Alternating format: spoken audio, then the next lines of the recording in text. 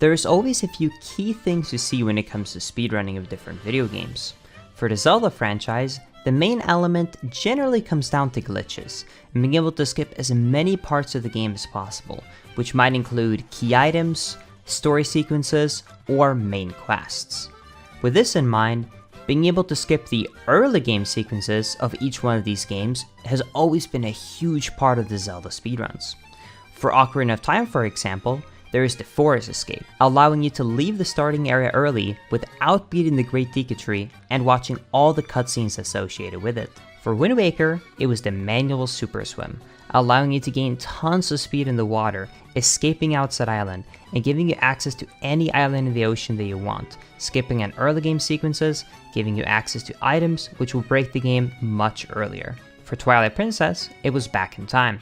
You can reset your game on the same frame that you void out, spawning you back into the title screen, but now you still have control of Link, which allows you to save on the title screen, giving you access to the tunic, the shield, and the sword, among many other things, allowing you to skip the entire tutorial section of that game.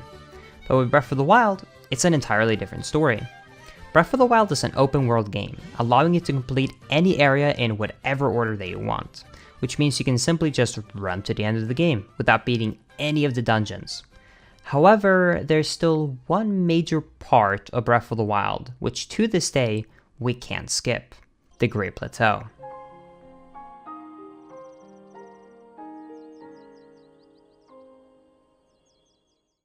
The Great Plateau is the so-called tutorial section of Breath of the Wild.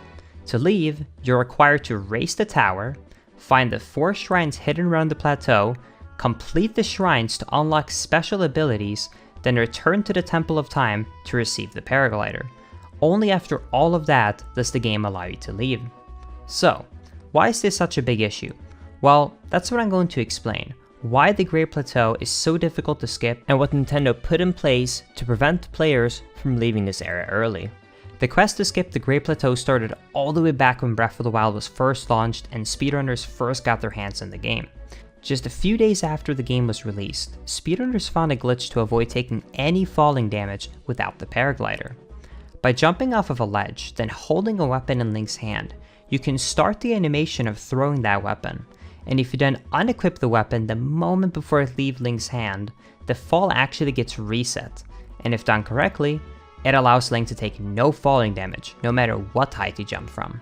Unfortunately, when it comes to leaving the Great Plateau early, this didn't lead anywhere, because speedrunners quickly discovered that even before touching the ground when you jump off of the Great Plateau, you hit an invisible trigger, voiding you out and respawning you back right where you started.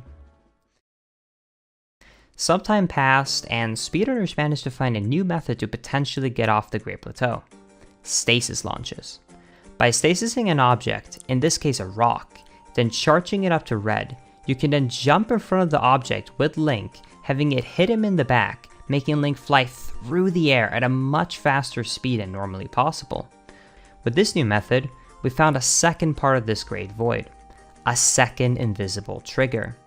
If Link flies too far away from the Great Plateau, he will still hit an invisible barrier, which just voids him out, and respawns Link in front of the Shrine of Resurrection, right where the intro cutscene for the game takes place.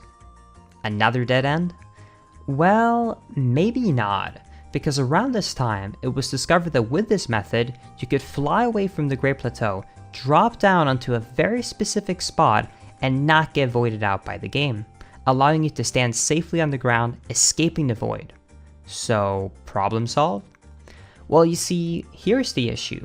Even with Link standing on the ground outside of the Great Plateau, if he walks too far away, he will still void out.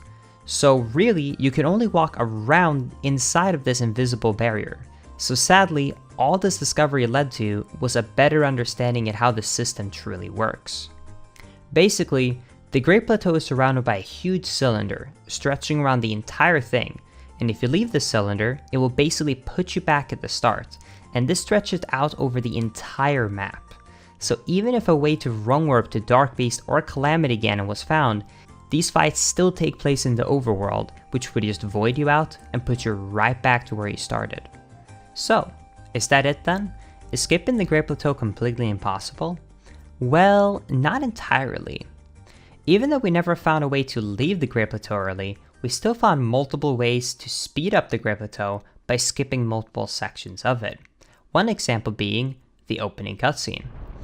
First, when you spawn into the game, you have to watch 2 long cutscenes activating both of these slates to open up the doors to progress outside of the Shrine of Resurrection, and you're then greeted by this beautiful cinematic cutscene showing you the world.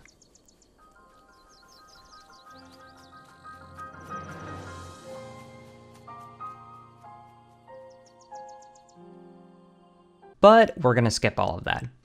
The second you get the Sheikah Slate in the very first room, we're instead going to jump up into this corner and go with this wall with a very precise angle. You can kind of see the Link is kind of popping into the wall, and if you then press your Sheikah Slate on a very specific frame, Link will actually clip out of bounds, and now we have successfully escaped the Shrine of Resurrection. After this point, you can then climb this wall out of bounds up the wall, and then go back into the overworld by crouching and then standing up underneath this little snow patch. And now, we have saved a bunch of time.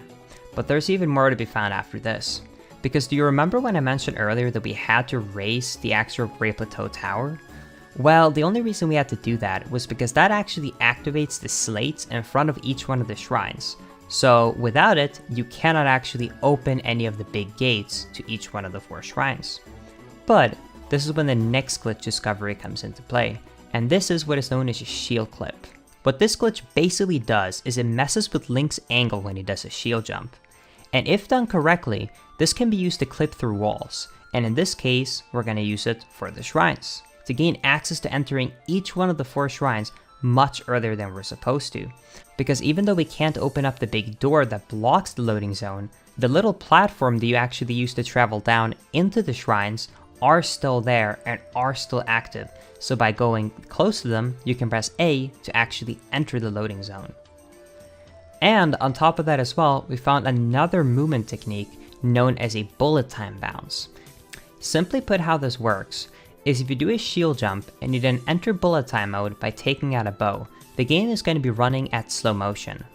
But the game has properties to still speed up animations so that they still run smoothly, just like if the game was running at full speed. And this is what we take to our advantage. Right after initiating an animation, such as a bounce, we're gonna leave bullet time mode, in this case forcing it by unequipping the bow.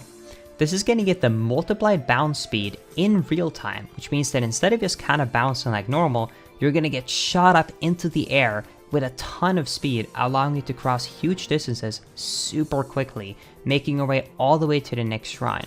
So, instead of spending a ton of time traveling, we now can instead just complete a shrine, do one of these tricks to fly immediately to the next shrine, and we can then set up another shield clip, clipping through that shrine, and just repeat that 4 times to get all 4 abilities, so you now got all of that completed.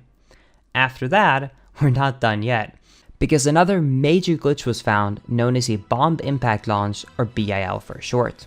Now this is a pretty advanced glitch, but I'm going to do my best to simplify this. If you stand on the ground and you press the button to drop a bomb, you will always put it out in your hand. But if you do a jump forward and you press the bomb button, it will be placed behind Link. Now, why is this important? Well, what we can do is we can do a jump forward, drop 1 bomb which will get placed behind him, you're continuing to go forward, and then you take out your bow to slow everything down. You will then want to drop a secondary bomb, so you now have 1 bomb in midair pretty far away from Link, and 1 pretty close to him. If you then detonate the very first bomb that you dropped, if the distance in between the 2 bombs were done perfectly, the second bomb is not going to detonate from the explosion, but it's rather going to be pushed forward by the momentum into Link's back, which is going to fling him forward, gaining him huge amounts of distance and height. And with this can be used in tons of different situations. 2 places which this was implemented in immediately was the Bomb Shrine and Overworld movement. In the Bomb Shrine, you're normally supposed to kind of explode a bunch of rocks and go through this area very slowly, following along some puzzles. But with this method in mind, you can now instead initiate a BIL, fly over the entire puzzle sequence, landing you at the very end of the shrine, skipping the entire thing. And when it comes to Overworld movement, We can use this method to reach the Temple of Time much quicker. However, it doesn't reach the entire way to Temple of Time, so we're actually going to be implementing another method. We're implementing the stasis launch you mentioned earlier, but instead of getting hit by it, we instead grab this tree with full speed so that we can ride along it and then jump off of it when it's right above the Temple of Time. And by so, no falling damage. You can just run up to the old man, receive the paraglider, and you can now successfully leave the Great Plateau. And that's where it currently stands. After years of hard work after launch, we have at least been able to get down the Great Plateau time to as low as about 15 minutes for top level speedrunners. And that's where the story of skipping the Great Plateau ends, for now. If you enjoyed this episode of Lowest Percent, consider subscribing to the channel for more high quality speedrunning content. Thank you for watching, this has been Linkus7, signing off.